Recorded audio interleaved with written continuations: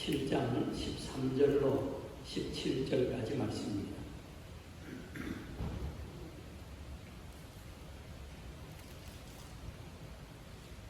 같이 공독하겠습니다.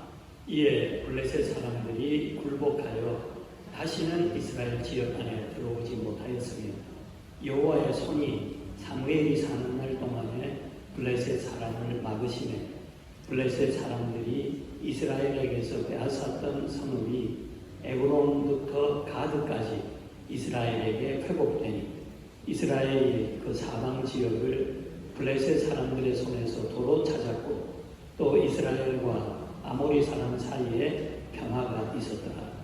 사무엘이 사는 날 동안에 이스라엘을 다스렸으되 해마다 베델과 길갈과 미스바로 순회하여 그 모든 곳에서 이스라엘을 다스렸고 라마로 돌아왔으니 이는 거기에 자기 집이 있음이니라. 거기서도 이스라엘을 다스렸으며 또 거기에 여호와를 위하여 제단을 쌓았더라. 아멘. 오늘은 회복과 평안의 길에 대해서 말씀드리겠습니다. 오늘 본문에 보면 사무엘과 이스라엘 자손에게 회복과 평안이라고 하는 복이 내리는데 그 이유를 13절에 이에 블레셋 사람들이 굴복하여 다시는 이스라엘 지역 안에 들어오지 못하였으며 여호와의 손이 사무엘이 사는 날 동안에 블레셋 사람을 막으시매라고 말씀하고 있습니다.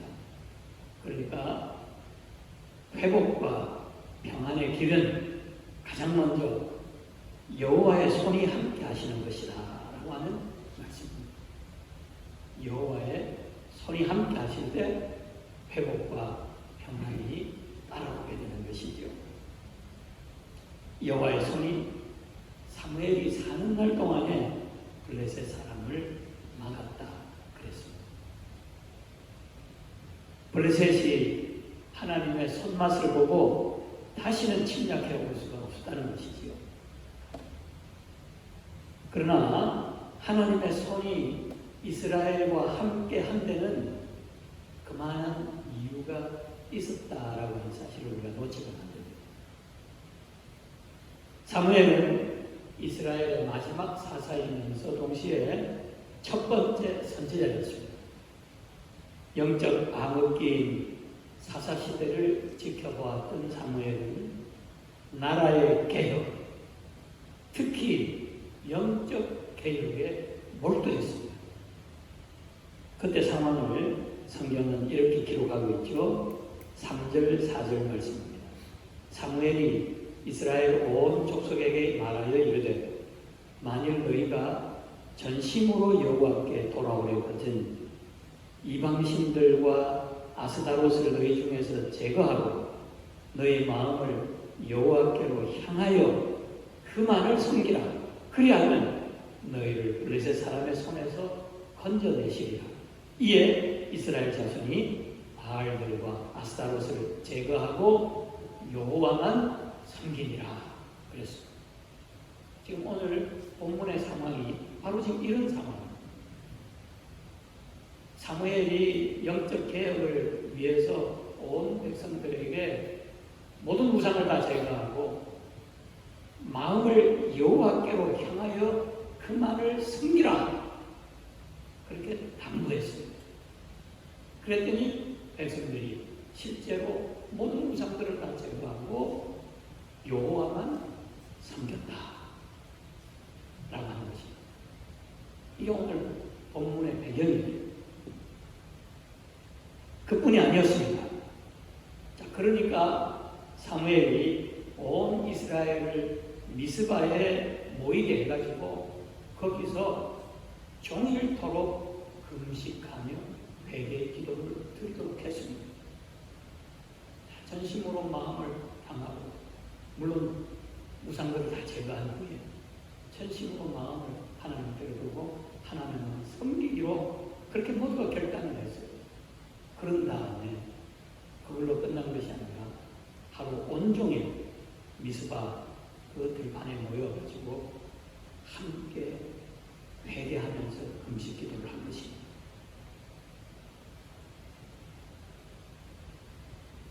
자, 그런데 그 정보를 블레셋이 들은 거죠. 지금 이스라엘이 다 모여가지고 장정 들고 뭐 어른 아이 할 것 다 모여가지고 거기서 하나님께 회개하며 기도회를 하고 있다 하는 소문을 듣고 정보를 들은 거죠. 블레셋이 가만히 있겠습니까? 때가 왔다. 기회가 왔다. 이때 들어가서 이스라엘을 전멸시켰던 거죠. 그리고 쳐다보고 보내요. 그런데 여호와의 손이 이스라엘과 함께 하심으로 블레셋이 오히려 참패를 당하고 쫓겨나고 말았다라고 하는 것입니다. 이 상황을 13절에 이에 블레셋 사람들이 불복하여 다시는 이스라엘 지역 안에 들어오지 못하였으며 그렇게 말씀하고 있는 것이지요. 이스라엘이 전심으로 하나님께 돌아서서 하나님만을 섬기고자 결단했을 때 하나님의 손이 그들과 함께 했다라는 것입니다. 자, 그리고 그것을 징표로 삼기 위해서 사무엘이 기념비를 세우고 여호와께서 여기까지 우리를 도우셨다 하고 그 이름을 에벤에셀이라고 지었습니다. 그러니까 에벤에셀이라고 하는 말은 오직 하나님의 도우심으로 산다라고 하는 깨달음과 고백이 거기에 들어있는 것입니다. 하나님이 여기까지 우리를 도우셨다. 그 말은 다르게 얘기하면 하나님의 도우심으로 우리가 산다. 그런 고백이에요. 우리에게 이런 고백이 있을 때 하나님의 손이 우리와도 함께 하시는 줄로 믿습니다. 그 손으로 만복을 우리에게 부어주시는 것입니다. 시편 145편 16절에 보면 손을 펴사 모든 생물의 소원을 만족하게 하시나이다. 하나님은 손을 펴시면 모든 생물이 만족하게 된다라는 것이죠. 또 시편 139편 9절 10절에 내가 새벽 날개를 치며 바다 끝에 가서 거주할지라도 거기서도 주의 손이 나를 인도하시며 주의 오른손이 나를 붙드십니다. 말씀하고 있습니다.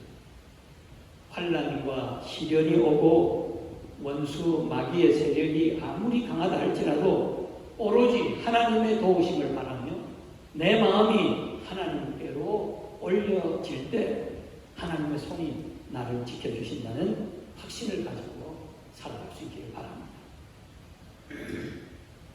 여호와의 손이 사무엘을 보호하시니까 원수가 틈타지 못할 뿐만 아니라 사무엘이 사는 날 동안에 이스라엘의 평안을 누릴 수 있었습니다. 그리고 여호와의 손이 함께 하심에 두 번째 회복이 주어졌습니다. 14절이죠. 블레셋 사람들이 이스라엘에게서 빼앗았던 성읍이 에그론부터 가드까지 이스라엘에게 회복되니 그랬습니다. 이스라엘 사람들에게 땅이라고 하는 것은 하나님이 주신 기업입니다. 하나님의 것이 사고 팔지 못하는 것입니다. 소유권이 하나님께 있기 때문입니다. 그런데 이런 땅을 적에게 뺏겼다라고 하는 것은 목숨을 빼앗긴 것이나 다름이 없었죠. 그래서 다시 그 땅을 회복하려고 했지만 방법이 없었습니다. 약하니까. 참 안타까운 상황이었습니다. 이런 상황에서 사무엘과 백성들이 회개하며 하나님께로 돌이키니까 하나님께서 잃어버린 땅을 다 회복시켜 주었다라는 것입니다. 얼마나 놀라운 일입니까? 아무리 회복 불가능한 것이라 할지라도 하나님은 회복시킬 수 있다는 것입니다. 모세의 기도의 시편 90편 15절에 보면 우리를 괴롭게 하시는 날수대로와 우리가 화를 당한 연수대로 우리를 기쁘게 하소서. 회복시켜달라는 것입니다. 모세는 회복이 하나님께 있다는 것을 알았던 것입니다. 그리고 이사야서 61장 3절에도 보면 무릇 시온에서 슬퍼하는 자에게 화관을 주어 그 죄를 대신하여 기쁨의 기름으로 그 슬픔을 대신하며 찬송의 옷으로 그 근심을 대신하시고 그들이 의의 나무 곧 여호와께서 심으신 그 영광을 나타낼 자가 일컬음을 받게 하려 하십니다. 그랬습니다. 사무엘은 회복케 하시는 분은 오직 하나님 분이시며 그분만이 사람을 회복시키시고 땅을 회복시켜 주시고 잃어버린 것을 회복시켜 주신다라고 하는 것을 믿었습니다. 한 나라를 다스린다는 것이 얼마나 크고 복잡한 일입니까? 더구나 동시에 주변 강대국들의 침략을 받으며 전쟁을 치러야 한다면 그 일은 더욱 복잡하고 스트레스를 받을 수밖에 없는 일이지요. 그 상황에서 사무엘이 가장 집중한 일은 백성들을 위해 기도하며 하나님께 예배드리는 일이었습니다. 백성들을 권유하여 영적인 개혁을 이루며 백성들이 하나님께로 돌아오도록 하는 거기에 집중하고 있었습니다. 그럴 때 하나님의 손이 함께 하시며 모든 것을 회복시켜 주셨던 것이죠.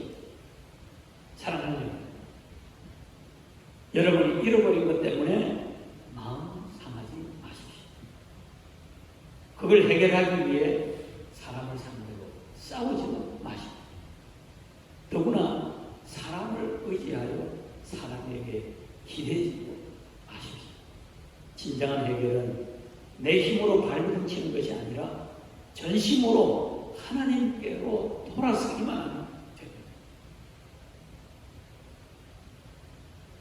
어제 묵상했던 시편 16편은 바로 이런 말씀을 하고 있지요.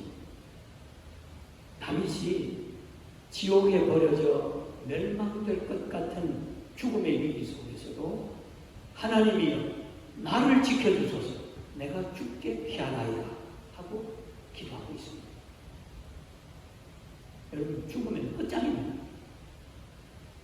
그런 절박한 상황에서 기도가 무슨 의미가 있겠습니까?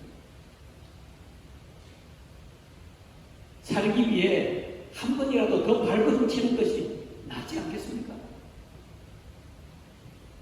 그런데도 그런 절박한 상황에서 다윗은 하나님께 기도했습니다. 모든 것이 끝나버린 상황. 그런 상황에서 다윗은 하나님을 바라고 하나님께 기도했습니다. 그 이유가 뭘까요? 자기 목숨보다 더 절박한 것이 하나님이기 때문에 다윗에게는 최소한 그랬어요. 자기 목숨보다 하나님이 더 절실합니다. 그러니까 끝나버린 상황에서 자기 목숨은 끝날지라도 하나님은 포기할 수 없다라는 거죠. 그래서 하나님을 바라보고 하나님께 기도하고 있는 것입니다. 2절에 보면 다윗이 주밖에는 나의 복이 없나이다 하고 고백하고 있습니다. 주밖에는 나의 복이 없나이다. 이 말이 무슨 말이냐 하면 하나님을 떠나서는 자신은 아무것도 아니라고 하는 고백입니다.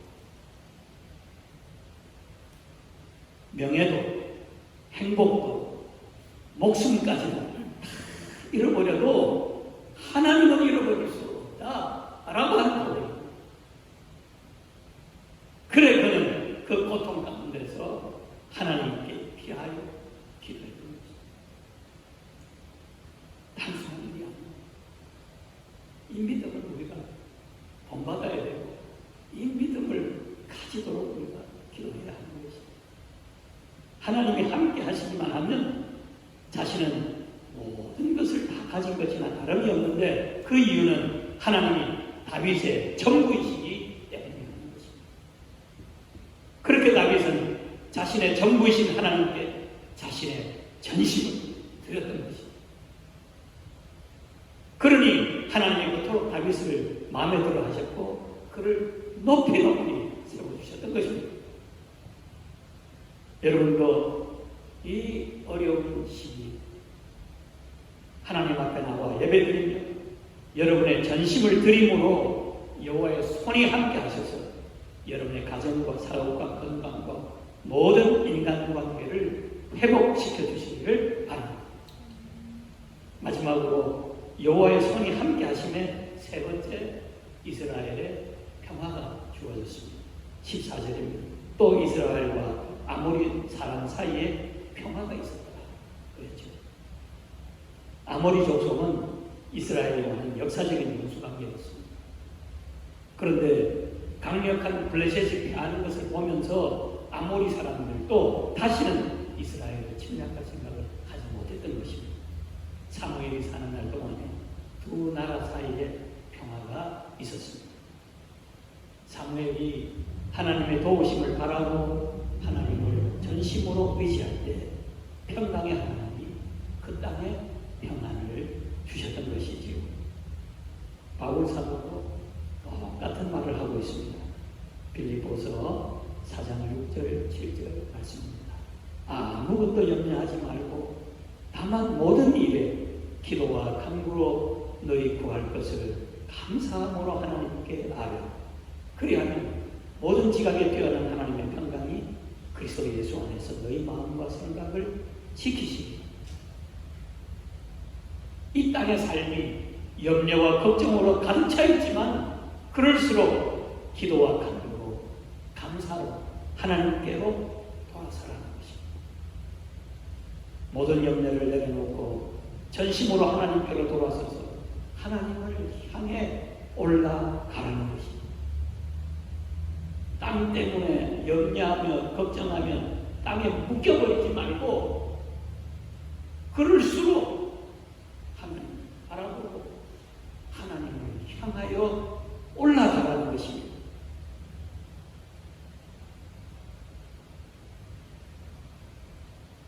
그리하면 하나님의 평강, 우리의 마음과 생각을 채워주신다는 거죠.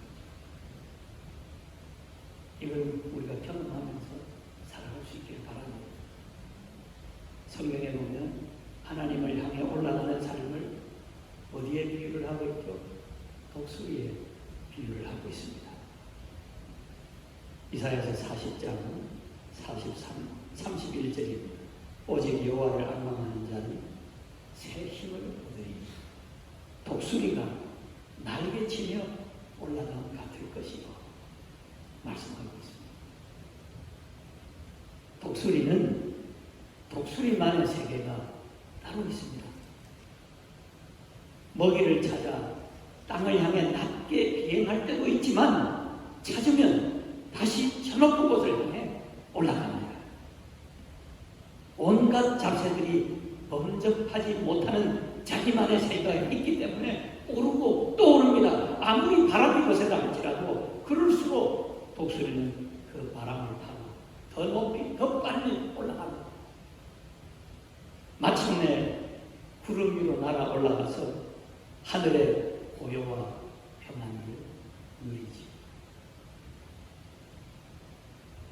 이 독수리 이야기가 바로 사무엘, 다윗, 바울 등 위대한 성경의 인물들의 이야기요.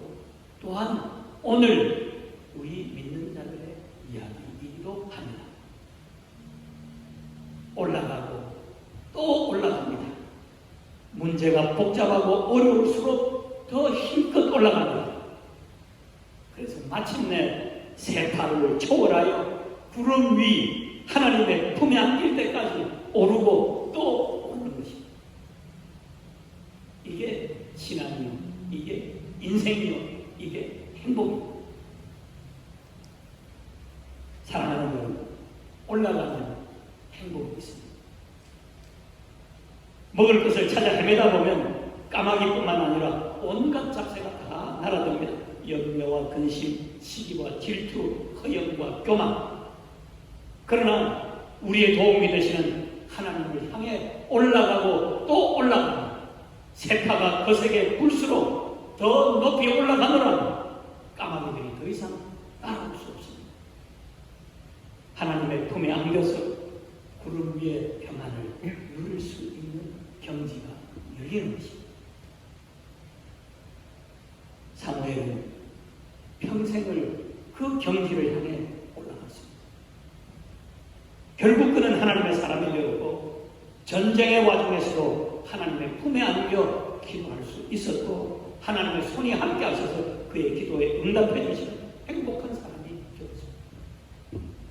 사랑하는 여러분, 우리가 하나님을 의지하고 모든 것을 하나님께 맡기고 하나님을 향해 올라가면 하나님께서 우리의 문제를 해결해 주시는 줄로 믿습니다.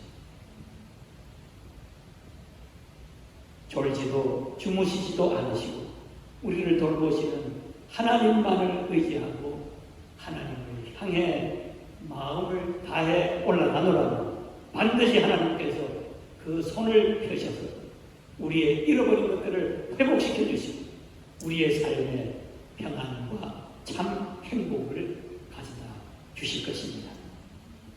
오늘 이 시간 우리들도 에베네셀 기념비를 세우고 이제 남은 생에 오직 하나님의 도우심으로 살리라. 하나님이 아니시는 나는 아무것도 아닙니다. 고백하는 하나님을 향해 독수리처럼 올라가시다. 하나님을 내 목숨보다도 소중하게 여기며 하나님을 바라보고 하나님을 향해 올라가십시오. 까마귀가 덤비면 더 높이 올라가십시오. 먹구름이 앞을 가로막고 비바람이 불면 불수록 더 높이 더 빨리 날아오르십시오. 그러는 동안에 여러분도 사무엘처럼 하나님의 사람이 되어서 여호와의 손이 함께 하심으로 회복과 평안이 평생에 여러분을 따르게 되기를 축복합니다. 기도하겠습니다.